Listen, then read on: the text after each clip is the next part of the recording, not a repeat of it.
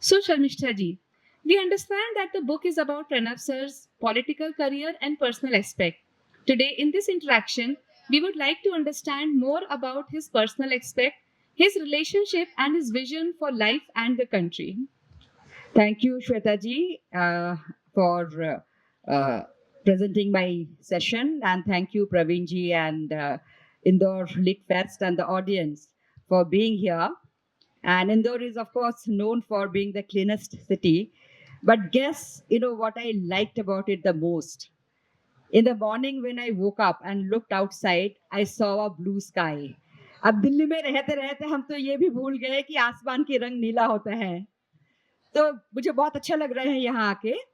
आपने इतने सारे सवाल जो एक ही क्वेश्चन में आपने पूछ लिया, उसके लिए तो आप लोगों को किताब पढ़ना ज़रूरी है। और मैं ये ज़रूर बोलूँगी कि आप लोग किताब पढ़ें, उसको खरीदें, ताकि मेरा भी थोड़ा रॉयल्टी बढ़े।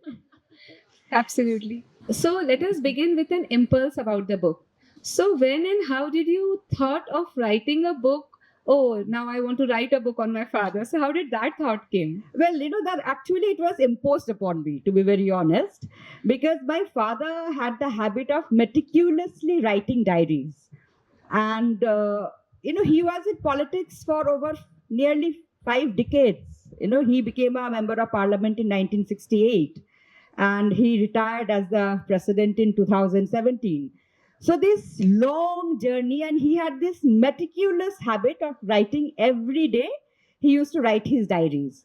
And obviously, his diaries were a matter of great curiosity to all the journalists and his colleagues. कि क्या लिखते हैं? Because those diaries provided, I mean, obviously they thought, and rightly so, that would provide an insider's view to this long political journey, which is not only his personal journey, but the journey of a nation. Over 5 decades, how India grew, what were the issues. So then he used to say that, of course, I'm not going to publish my diaries before he passes away, and he's going to give it to his daughters, to his daughter, and it is her responsibility to, write about it. So in a way, it was kind of, it was my father's wish that after he passes away, and while he was alive, I mean, so many times I told him that let's start working on the diaries. He never allowed me to read them. So only after, but they were under my safe custody. So only after he passed away, I started reading it. And so I knew, because it was my father's wish that I should read his diaries, and based on his diaries I should write about it. So in a way, it was a task, I would say, imposed upon me, not my choice. The eye to see talent in this absolutely unpolished young man, and she picked him up, and she really, जिसको बोलता है तराशना, उन्होंने ऐसे किया. So, but at the end of his life, I mean, just a few months before he died, he passed away in August 2021, somewhere in July. I could see that, he was also going through an introspection, and he was extremely worried about the current state of Congress. Extremely worried. So he was, introspecting about that. And somewhere to that extent, she also, this whole concentration of power and this dynastic politics, he could not overlook the fact that Mrs. Indira Gandhi also had a role to play in that. Because, post-emergency, because I don't know how far you are, I don't want to delve deep into it, but there was a split in Congress before that also, and then post-emergency, Mrs. Indira Gandhi was sidelined within her own party by the seniors of, and then Congress I happened. So after her victory post-emergency, there was a total concentration of power in her hand. And to be very honest, she started systematically totally marginalizing the other mass grassroots leaders, tall state leaders. She could get away through it because she had got this tremendous charisma. She had this tremendous political acumen. She could not only hold the party together, but she could lead it to victory. And but perhaps this whole concentration of power and eroding of the organization, that perhaps started during that time, and he could not overlook that fact. Despite he used to worship Mrs. Gandhi, and then later on other many issues, like during Sonia Gandhiji's time, she was the longest serving Congress president, but she believed more in coalition politics. And in coalition politics, what happens that, you might come back to, you might come to power with the help of the other regional parties, but your own organizations start getting eroded. And unfortunately, unlike BJP, what we see, BJP जहाँ जिसका साथ भी alliance करते हैं, BJP खा जाते हैं उस alliance regional parties को, except for Nitish. We have seen recently that Nitish has come out with flying colors. But usually that is, but Congress का साथ ये है, Congress जहाँ पर भी alliance किया regional parties का साथ, regional parties Congress को खा जाते हैं. So, these kind of things, you can only introspect it when you look back. And, he was also part of the system. He was a very, very, very, very important part of the system. So when he was going through this whole introspective journey, so where he blamed himself also. He said, people like me, who blindly followed Mrs. Gandhi and later on Sonia Gandhi, aren't we also responsible for this situation of Congress today? So, it was he was a very sad person towards the end because of the Congress. And secondly, he did not really have much faith in Rahul Gandhi's leadership qualities.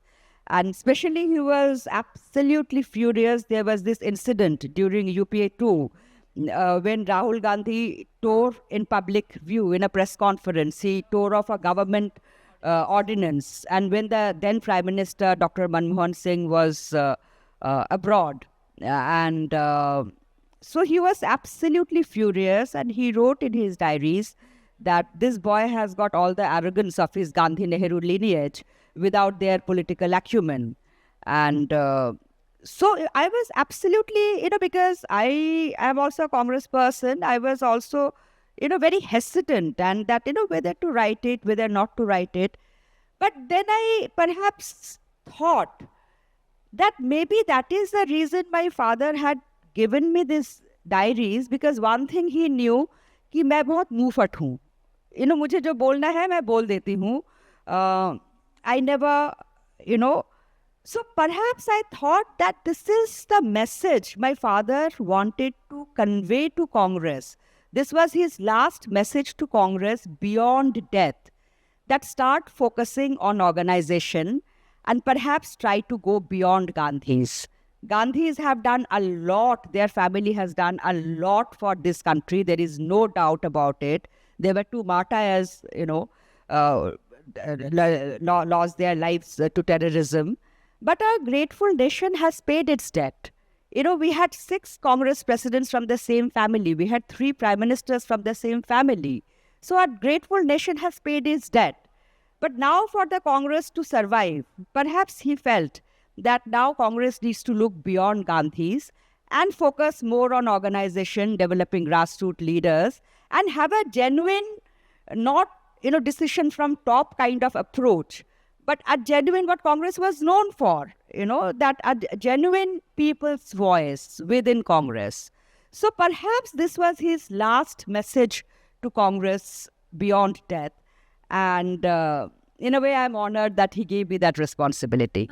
So, ma'am, he wasn't given his due respect. I mean, I think he was in line to become a PM, and he was doing so much for the country, being a finance minister. He had all those acumens, everything. He should have been the PM of the country, but for whatever reasons, it did not happen. He wasn't very happy with the Congress thing, but still he was introspecting and telling people, okay, Congress is deteriorating, we should work on it.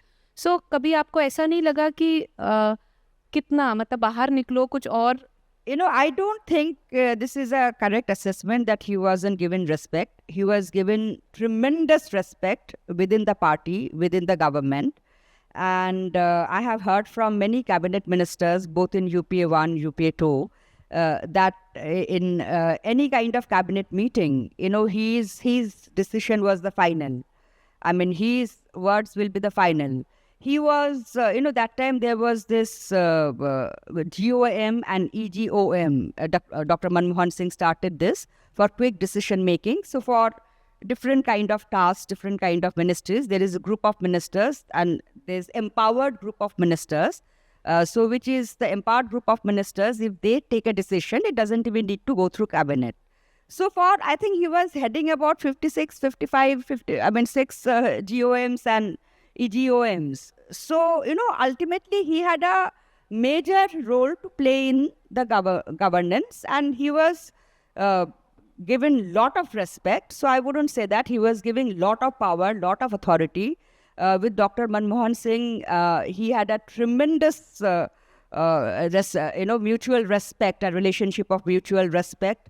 And he was given a lot of authority. So I will not say that he was not given his dues. Of course, he was not made prime minister. But the reason for it, I think that only Sonia Gandhi ji will be able to say that why. I have my own assessment. I have written in the book. But I wouldn't say that it's not true. Till the time he was there at the helm of things, I mean, he was given lot of respect, lot of power, lot of authority to do his work. So that is not the correct assessment.